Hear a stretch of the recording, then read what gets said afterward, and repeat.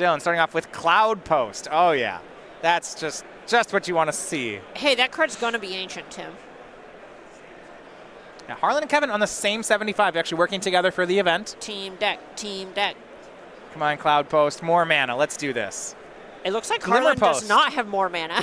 3 mana, Sorceress Spyglass, turn 2 from Dylan. So you can cast Sorceress Spyglass on turn 2. How broken is that? Harlen just His helps hand just him blanks out. it. Here's the activated ability I have. Ooh, that can hit Scalding Tarn, can't it? Oh, it can. Oh, I love it. And by it can, I mean it will. It will. So that's going to... Harlen now on a 1-lander. He didn't force a will it.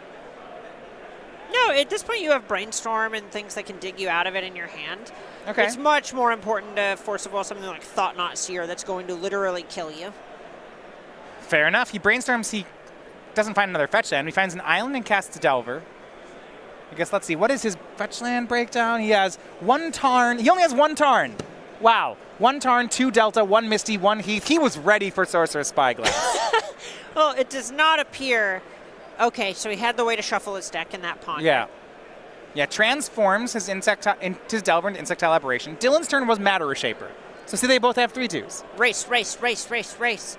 Another Delver from Harlen.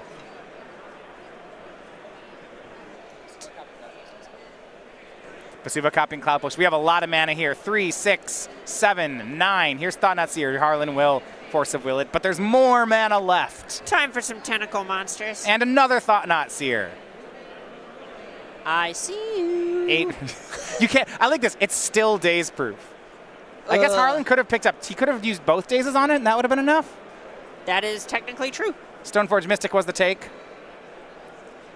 Here, Harlan's probably much more interested in turning those dazes into other cards with those brainstorms.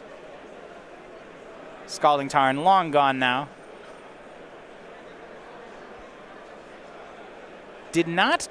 This is an upkeep, I believe, Brainstorm. So we are going to see a transform on the Delver to one of those dazes. Great that he gets transformed the Delver. Unfortunate that the daze is still in his hand. Yeah, it does not feel very good in this situation. But he attacks Dylan down to 13. That's City of Traders, though, not Ancient Tomb, and Eye of Ugin. This is actually a pretty great play from Harlen if hand doesn't have another creature. Harlen can just develop a Snapcaster Mage and it changes the clock. Here's Reality Smasher for 3 from Dylan. It is hard to race this. That is true. All their things they're not really paying mana. I mean, if you count we found mana. a use for the days. There we go. Swords of Plowshares was the play. It discarded to Reality Smasher. And here's another Matter Shaper from Dylan. Oh, he took out the Thought-Knot Seer because he's just trying to dig for another Swords to Plowshares. He has this Snapcaster Mage, so the extra resource is worth it. Unfortunately, he's trying to race in the air, and swordsing your opponent's big creatures hurts there. They gain life. Dylan's at 17, Harlen at 7. Right, and that's one of the big sources of tension you'll see for these Azorius Delver decks, is you want to apply pressure early, but your key removal spell kind of undoes your work. Your opponent's just cast, let's look at them like mana spent, right? So Dylan we had 2 Thought-Knots, that's 4, 2 Matter Shapers, okay. So 8, 14, Reality Smasher, 19, Spyglass. He's played 21 mana worth of cards already this game. Hey, Harlen's almost at 10. Yeah. Mana spent. spent total, all game. He's just playing half as much stuff. That's why Cloud Post is great. To quote, I believe it's Remand. At least all that hand waving looked nice. Swing in for 11. I mean, Harlen has Council's Judgment in hand. He can block some things. He did cast Stoneforge. The double block by the Aberrations on the Reality Smasher. The Stoneforge chump blocks the Matter Shaper, and Harlen goes to 3. It's 1 trample from the Smasher and 3 from that Matter Shaper. So he can Council's Judgment a Matter Shaper and die. Well, it looks like he has a Snapcaster hiding out in his hand, so that does give him a Swords to Plowshares back, if memory serves. So he is likely going to survive. Hold on. Now, maybe something bad's happened. Eye of Ugin. That's for the keeping count down, we're up to 28 mana spent. found a Walking Ballista. How much mana are we going to have spent? Well, 6 more, I would hope, right? So 34. close. Here's a lethal Walking Blast on you. Harlen can't answer it. Game 1 goes to Dylan Hand. This deck's nice. You just cast big stuff. That is all the mana. Exactly your brand. All the mana. Just if you do something powerful enough, you just don't care what your opponent's doing. See, you can just ignore them. Oh, well, I like that. I'll tell you do like ignoring your opponents. Yeah. that means I registered a nice deck if I just don't even care what they're playing. This is one of the decks that the Azorius Delver deck actually kind of struggles against, because one of your best game plans out of the more traditional Delver deck is that you go in the Mana Denial Wasteland plan. You turn into a control deck, right? Sort of. You try to go under them a little bit and invalidate some of the cards that they actually have. But when we see, only 3 Wastelands out of this Delver deck, right, and you're hedging to go a little bit bigger, but their cards go way bigger than the things you're hedging with. Now, big win, 2 copies of Back to Basics in the sideboard for Harlen Fear. I assume they are essential to this matchup. Oh, absolutely. You just kind of have to, if it works, it works. Yeah. But you might end up in a situation, earlier we saw Grixis Phoenix play against the Mono Red Prison deck where, the Phoenix deck just put 9 power into play and the prison cards weren't good enough. Right. So you need to have a situation where you say, counter their Thought-Knot Seer, their Reality Smasher, what have you, and then jam this Back to Basics and catch back up that way to put it in a situation where hand doesn't get to cast spells anymore.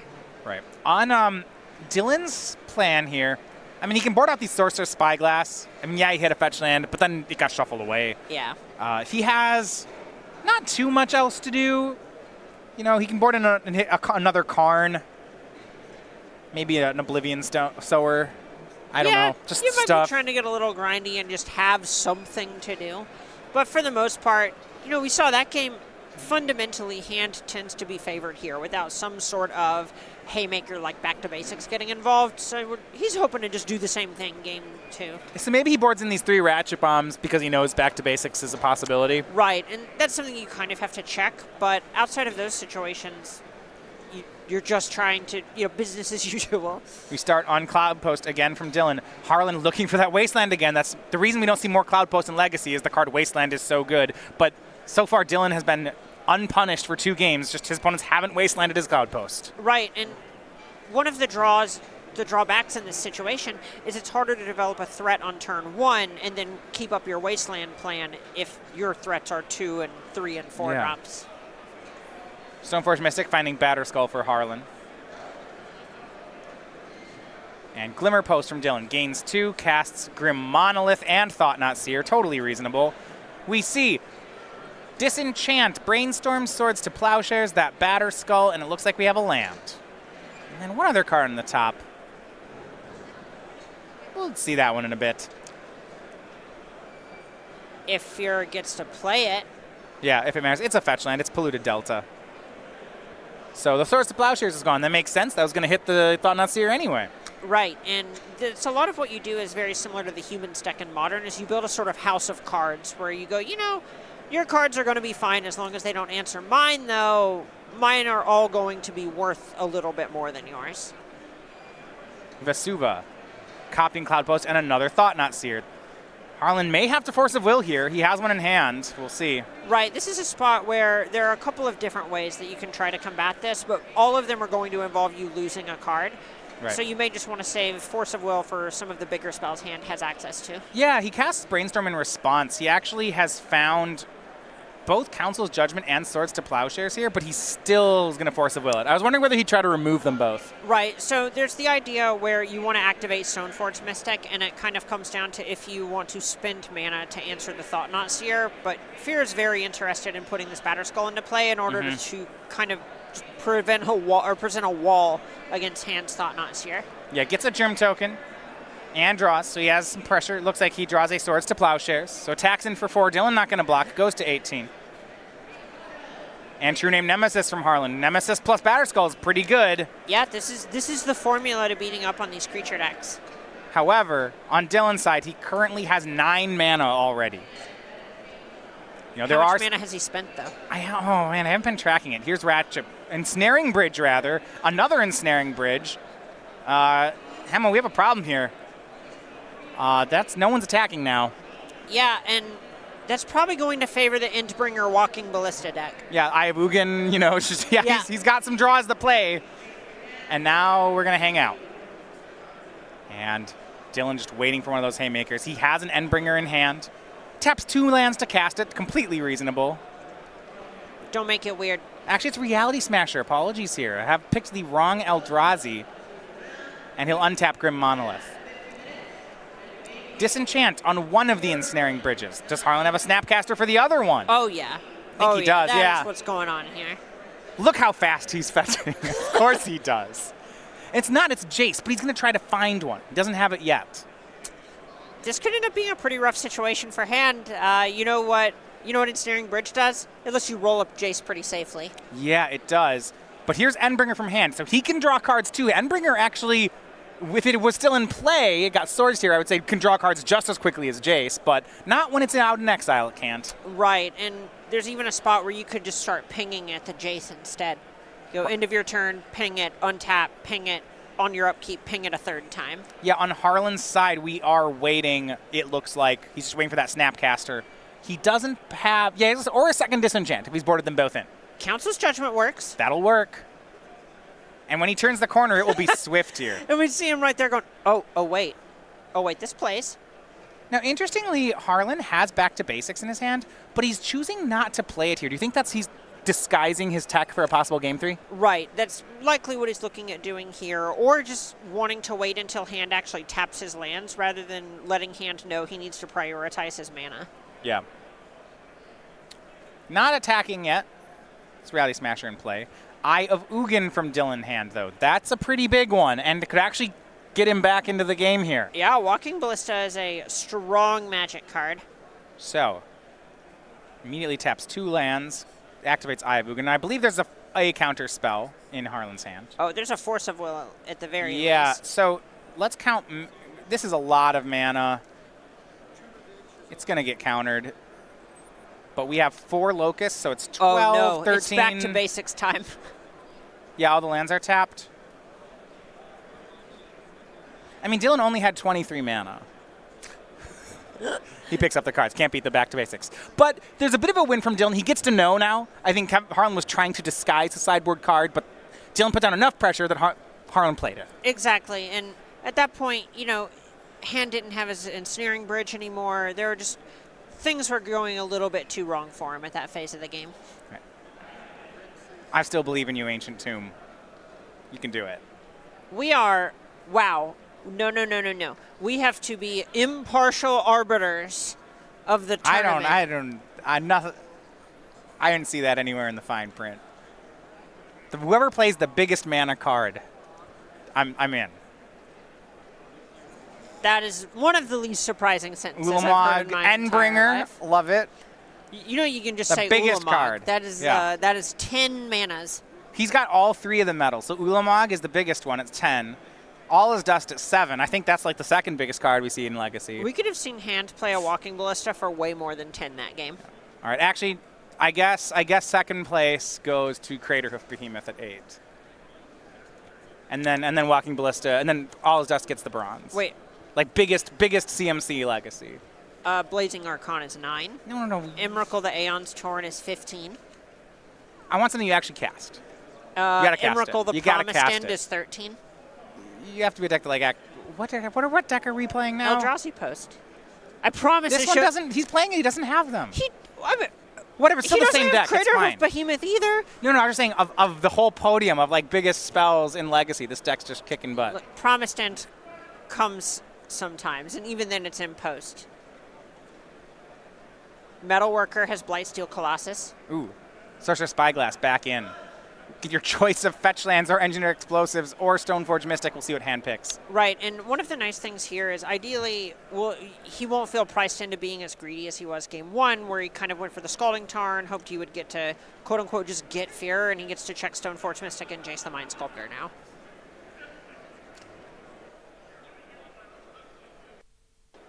Batterskull was the pick.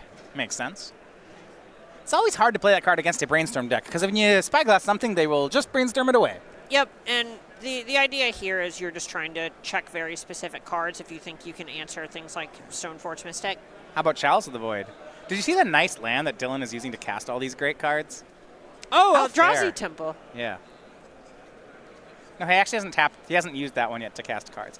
Now, interestingly, he knew about engineered explosives and put Chalice of the Void on 1 into it. Right. This is kind of a thing where you just want Fear to go ahead and activate the engineered explosives, because if you put it on 0, you're only answering Harlen's 1 engineered explosives anyway, but this forces Harlen to actually sink the mana into doing it. Now, Harlen does get a chance to cast Back to Basics here. Dylan's lands are untapped for now, but the difficulty is that he actually hasn't gotten a Cloud Post into play, and Cloud Post enters the battlefield tapped.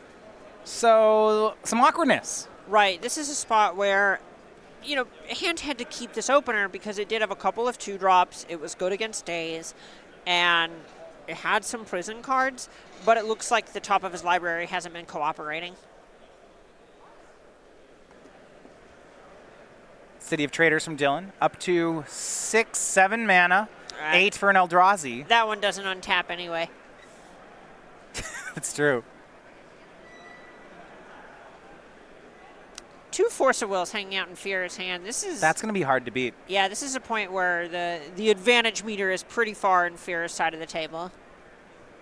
We did see Kevin Jones not finding success with Azorius Delver. Harlen Fear, though, same 75. May be able to get the job done. It's looking like it here in Game 3. Right, and this is just kind of an example where the post deck needs a few more things to be going right, whereas Jim's deck was pretty similar to what was going on, but the cards were a little bigger. I mean, sideboards matter, right? Harlen